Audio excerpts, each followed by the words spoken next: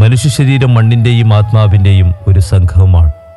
വേദന എന്നത് പലപ്പോഴും രോഗമല്ല, അത് ആത്മാവലയുന്ന ഒരു സന്ദേശം മാത്രമാണ്. ശരീരം നമ്മളോട് സംസാരിക്കുമ്പോൾ അതിനെ കേൾക്കാത്തത് തന്നെയാണ് മനുഷ്യൻ്റെ അജ്ഞാനം. ഉള്ളിൽ അടിഞ്ഞുകൂടിയ ദുഃഖം നിശബ്ദമായ അലയടികൾ പോലെ ചിലപ്പോൾ ശരീരത്തിലേക്ക് ചേർന്ന് വേദനയായി മാറും. പ്രത്യേക കാഠിന്യമില്ലാത്ത പേശികൾ, നാഡികൾ, അസ്ഥികൾ ഇവയിൽ കാണുന്ന ക്ഷീണം അത് ആത്മാവിൻ്റെ ക്ഷീണമാണ്. ജീവിതം അവഗണിച്ച പ്രാർത്ഥനകളുടെ പ്രതിഫലനമാണ്. ചില വേദനകൾക്ക് മരുന്നുകളും ചികിത്സയും അത്യാവശ്യമാണ്. പക്ഷേ അതിനുമപ്പുറം മനസ്സിനെ ശാന്തമാക്കുന്ന ദിവ്യമായ നിമിഷങ്ങൾ, ആത്മാവിനെ കേൾക്കുന്ന പ്രാർത്ഥനകൾ, അവയാണ് യഥാർത്ഥ ചികിത്സയുടെ ആരംഭം.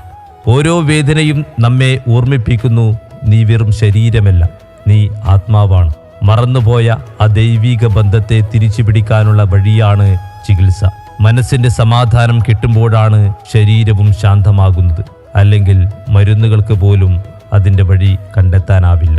ചിലർ വേദനയെ ശാപമായി കരുതുന്നു.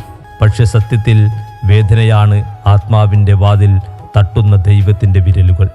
ആർത്തവമുള്ള ശരീരത്തിനുള്ളിൽ ഉറങ്ങുന്ന ആത്മാവിനെ ഉണർത്താൻ വേദനയാണ് സൃഷ്ടാവ് അയക്കുന്നത്. അത് ശിക്ഷയല്ല, അത് ഉണർവാണ്. ഒരിക്കൽ നീ ആ വേദനയെ സ്വീകരിച്ചാൽ അത് മൃദുവായി നിനക്കുള്ളിൽ മാറും, കരുണയായി, ബോധമായി, സമാധാനമായി. നീ രോഗം കാണുമ്പോൾ ശരീരം മാത്രം കാണരുത്.